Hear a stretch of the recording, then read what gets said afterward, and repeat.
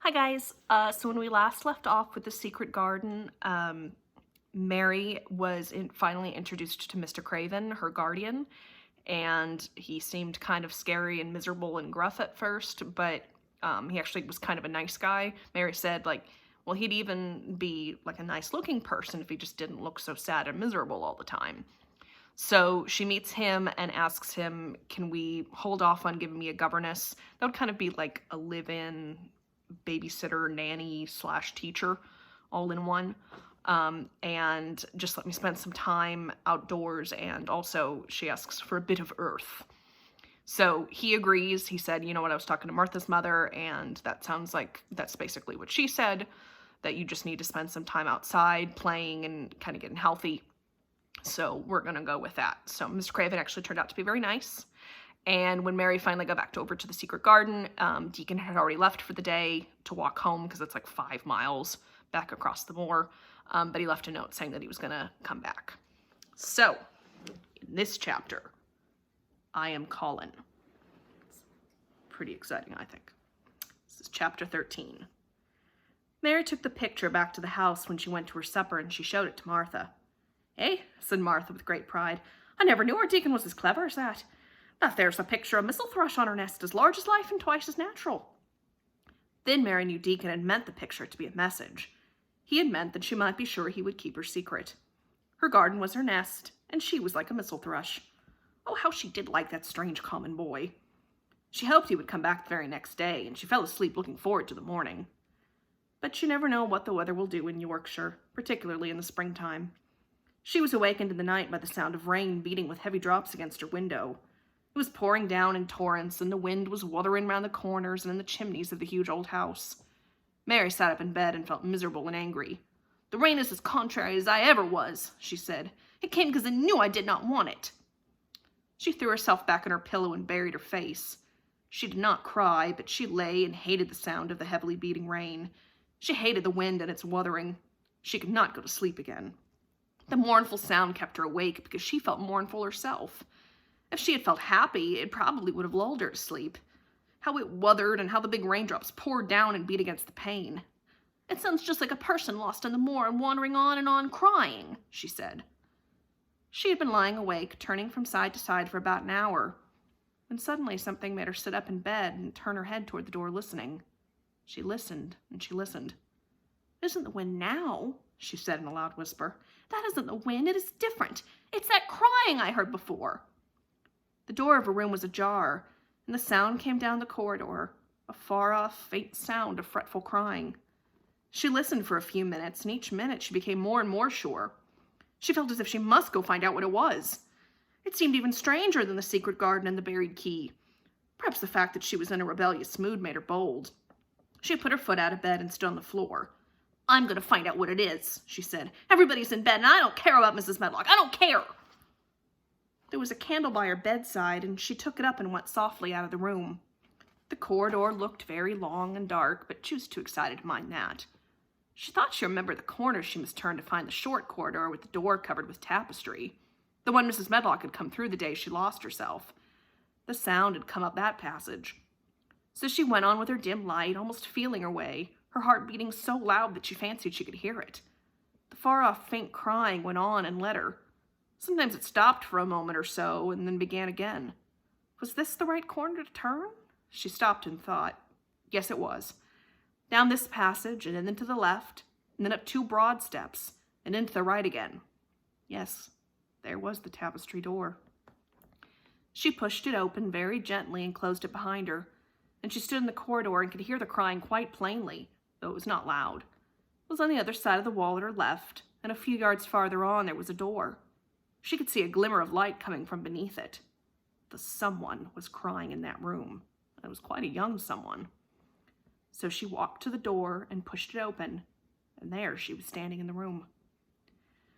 It was a big room with ancient, handsome furniture in it. There was a low fire glowing faintly on the hearth, and a nightlight burning by the side of a carved 4-poster bed hung with brocade. A nightlight, not like an actual plug-in. This would have been more like a little candle or some kind of like little lamp. This house doesn't sound like it's very wired up for electricity yet at this point, so just so you know. and on the bed was lying a boy, crying fretfully. Mary wondered if she was in a real place or if she had fallen asleep again and was dreaming without knowing it. The boy had a sharp, delicate face the color of ivory, and he seemed to have eyes too big for it. He had also had a lot of hair which tumbled over his forehead in heavy locks and made his thin face seem smaller. He looked like a boy who had been ill, but he was crying more as if he were tired and cross than as if he were in pain. Mary stood near the door with her candle in her hand, holding her breath. Then she crept across the room, and as she drew nearer, the light attracted the boy's attention, and he turned his head on his pillow and stared at her, his gray eyes opening so wide that they seemed immense. "Who are you?" he said at last in a half-frightened whisper. "Are you a ghost?" "No, I am not," Mary answered, her own whisper sounding half-frightened. "Are you one?" He stared and stared and stared. Mary could not help noticing what strange eyes he had. They were agate gray, and they looked too big for his face because they had black lashes all around them. "No," he replied after waiting a moment or so. "I'm Colin." "Who is Colin?" she faltered. "Well, I am Colin Craven. Who are you?" "I am Mary Lennox. Mr. Craven is my uncle." "Well, he is my father," said the boy. "Your father?" gasped Mary. "No one ever told me he had a boy. Why didn't they?" "Come here," he said, still keeping his strange eyes fixed on her with an anxious expression. She came close to the bed, and he put out his hand and touched her. "You are real, aren't you?" he said. "I have such real dreams very often. You might be one of them." Mary had slipped on her woolen wrapper before she had left her room, and she put a piece of it between his fingers. "Rub that and see how thick and warm it is," she said. "I'll pinch you a little if you like to show you how real I am. For a minute I thought you might be a dream too." "Where did you come from?" he asked. "Well, from my own room. The wind weathered so I couldn't go to sleep, and I heard someone crying and wanted to find out who it was." "What were you crying for?" "Well, 'cause I couldn't go to sleep either and my head ached." "Tell me your name again." "Well, Mary Lennox. Did no one ever tell you I had come to live here?" He was still fingering the fold of her wrapper, but he began to look a little more as if he believed in her reality. "No," he answered, "they daren't." "Well, why?" asked Mary. "Well, because I should have been afraid you would see me. I won't let people see me and talk me over." "Why?" Mary asked again, feeling more mystified every moment. "Because I am like this always, ill and having to lie down. My father won't let people talk me over either. The servants are not allowed to speak about me. If I live, I may be a hunchback, but I shan't live. My father hates to think I may be like him." "Oh, what a strange house this is," Mary said. "What a strange house. Everything is a kind of secret. Rooms are locked up and gardens are locked up. And have you been locked up?" "No, I stay in this room because I don't want to be moved out of it. It tires me too much." "Well, does your father come and see you?" Mary ventured. "Well, sometimes. Generally when I'm asleep. He doesn't want to see me." "Why?" Mary could not help asking again. A sort of angry shadow passed over the boy's face. "My mother died when I was born, and it makes him wretched to look at me. He thinks I don't know, but I've heard people talking. He almost hates me." "Well, he hates the garden because she died," said Mary, half speaking to herself. "What garden?" the boy asked. "Oh, just a garden she used to like," Mary stammered. "Have you been here always?" "Well, nearly always. Sometimes I've been taken to places at the seaside, but I won't stay because people stare at me. I used to wear an iron thing to keep my back straight, but a grand doctor came from London to see me and said it was stupid. He told them to take it off and keep me out in the fresh air. I hate fresh air, and I don't want to go out." "Well, I didn't when first I came here," said Mary. "Why do you keep looking at me like that?" "Because of the dreams that are so real," he answered rather fretfully. "Sometimes when I open my eyes, I don't believe I'm awake." "Well, we're both awake," said Mary. She glanced around the room with its high ceiling and shadowy corners and dim firelight. "It looks quite like a dream, and it's the middle of the night, and everybody in the house is asleep. Everybody but us. We are wide awake." "I want it to be a dream," the boy said restlessly. Mary thought of something all at once. "If you don't like people to see you," she began, "do you want me to go away?" He still held the fold of her wrapper, and he gave it a little pull. "No," he said. "I should be sure you were a dream if you went. If you were real, sit down on the big footstool and talk. I want to hear about you." Mary put down her candle on the table near the bed and sat down on the cushioned stool. She did not want to go away at all. She wanted to stay in the mysterious hidden-away room and talk to the mysterious boy. "What do you want me to tell you?" she said. He wanted to know how long she had been at Misselthwaite. He wanted to know which corridor her room was on. He wanted to know what she had been doing, if she disliked the moor as he disliked it, where she had lived before she came to Yorkshire. She answered all these questions and many more, and he lay back on his pillow and listened. He made her tell him a great deal about India and about her voyage across the ocean. She found out that because he had been an invalid, he had not learned things other children had. An invalid is like somebody who is like too sick to be moved, basically, and leave the house. One of his nurses had taught him to read when he was quite little, and he was always reading and looking at pictures and splendid books. Though his father rarely saw him when he was awake, he was given all sorts of wonderful things to amuse himself with. He never seemed to have been amused, however. He could have anything he asked for and was never made to do anything he did not like to do. "Everyone is obliged to do what pleases me," he said indifferently. "It makes me ill to be angry. No one believes I shall live to grow up." He said it as if he was so accustomed to the idea that it had ceased to matter to him at all. He seemed to like the sound of Mary's voice. As she went on talking, he listened in a drowsy, interested way. Once or twice she wondered if he were not gradually falling into a doze. But at last he asked a question which opened up a new subject. "Well, how old are you?" he asked. "I am 10, answered Mary, forgetting herself for the moment. "And so are you." "Well, how do you know that?" he demanded in a surprised voice.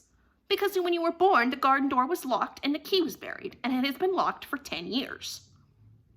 Colin half sat up, turning toward her, leaning on his elbows. "What garden door was locked? Who did it? Where was the key buried?" he exclaimed, as if he were suddenly very much interested. It was the garden Mr. Craven hates," said Mary nervously. He locked the door. No one knew where he buried the key." "What sort of garden is it?"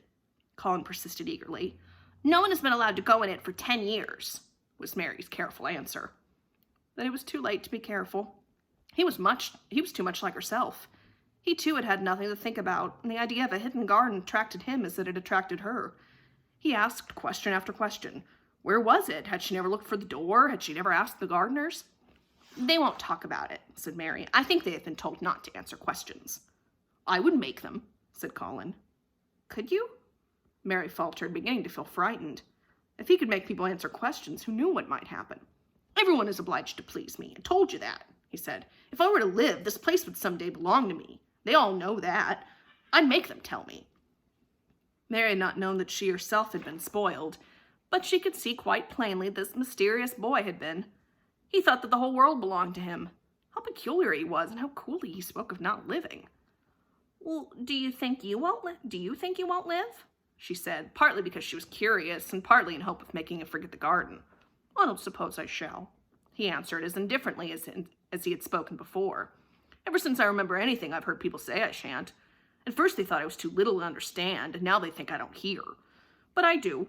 My doctor is my father's cousin. He's quite poor, and if I die, he will have all Misselthwaite when my father's dead. I should think he wouldn't want me to live." "Well, do you want to live?" inquired Mary.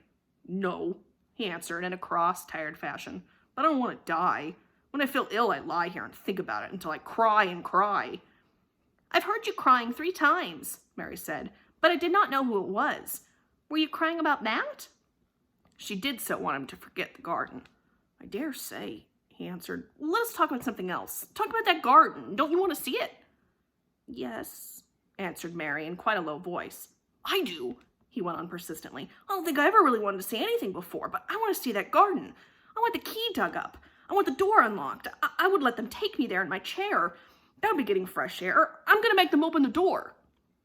He'd become quite excited, and his strange eyes began to shine like stars and looked more immense than ever. "They have to please me," he said. "I'll make them take me there, and I'll let you go, too." Mary's hands clutched each other. Everything would be spoiled. Everything. Deacon would never come back. She would never again feel like a mistle thrush with a safe hidden nest. "Oh, don't do that!" she cried out. He stared as if he thought she had gone crazy. "Why?" he exclaimed. "You said you wanted to see it."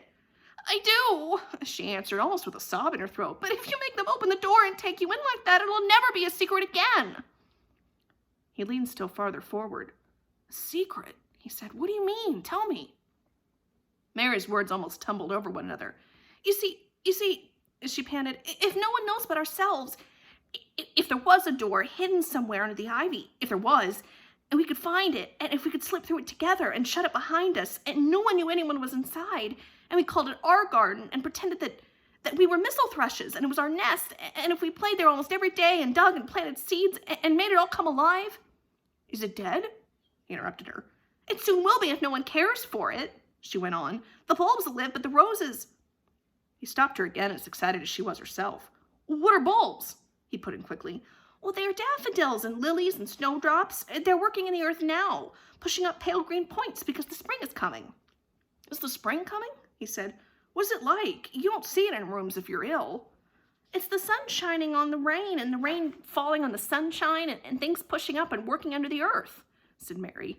If the garden was a secret and we could get into it, we could watch the things grow bigger every day and see how many roses are alive.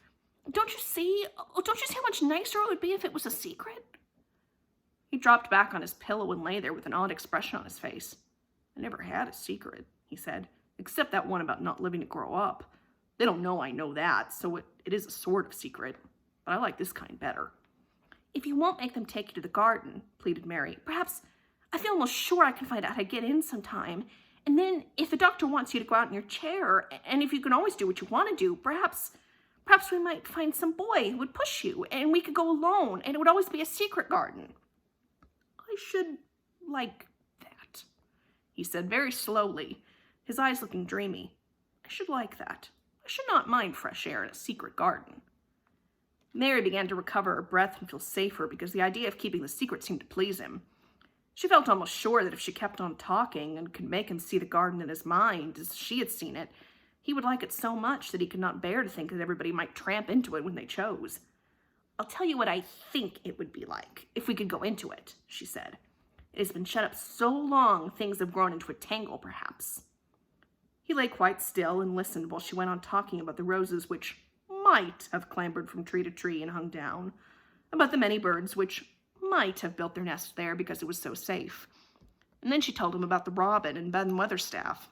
And there was so much to tell about the robin, and it was so easy and safe to talk about it that she ceased to be afraid. The robin pleased him so much that he smiled until he looked almost beautiful. And at first Mary had thought that he was even plainer than herself, with his big eyes and heavy locks of hair. I did not know birds could be like that, he said. But if you stay in a room, you never see things. What a lot of things you know. I feel as if you had been inside that garden. She did not know what to say, so she did not say anything. He evidently did not expect an answer, and the next moment he gave her a surprise. I'm going to let you look at something, he said. Do you see that rose-colored silk curtain hanging on the wall over the mantelpiece? Mary had not noticed it before, but she looked up and saw it. It was a curtain of soft silk hanging over what seemed to be some picture. Yes, she answered. There's a cord hanging from it, said Colin. Go and pull it. Mary got up, much mystified, and found the cord. When she pulled it, the silk curtain ran back on rings, and when it ran back, it uncovered a picture. It was the picture of a girl with a laughing face. She had bright hair tied up with a blue ribbon, and her happy, lovely eyes were exactly like Colin's unhappy ones, agate gray and looking twice as big as they really were because of the black lashes all around them. She's my mother, said Colin complainingly. I don't see why she died. Sometimes I hate her for doing it. Well, how strange, said Mary. If she'd lived, I believe I should not have been ill always, he grumbled. I dare say I should have lived too, and my father would not have hated to look at me. I dare say I should have had a strong back. Draw the curtain again. Mary did as she was told and returned to her footstool. She's much prettier than you, she said, but her eyes are just like yours. At least they're the same shape and color. Why is the curtain drawn over her? He moved uncomfortably. I made them do it, he said. Sometimes I don't like to see her looking at me. She smiles too much when I'm ill and miserable. Besides, she's mine, and I don't want everyone to see her. There were a few moments of silence, and then Mary spoke. What would Mrs. Medlock do if she found out that I had been here? She inquired. She would do as I told her to do, he answered, and I should tell her that I wanted you to come here and talk to me every day. I'm glad you came. So am I, said Mary. I will come as often as I can, but... She hesitated. I shall have to look every day for the garden door. Well, yes, you must, said Colin, and you can tell me about it afterward. He lay thinking a few minutes, as he had done before, and then he spoke again. I think you shall be a secret too, he said. I will not tell them until they find out.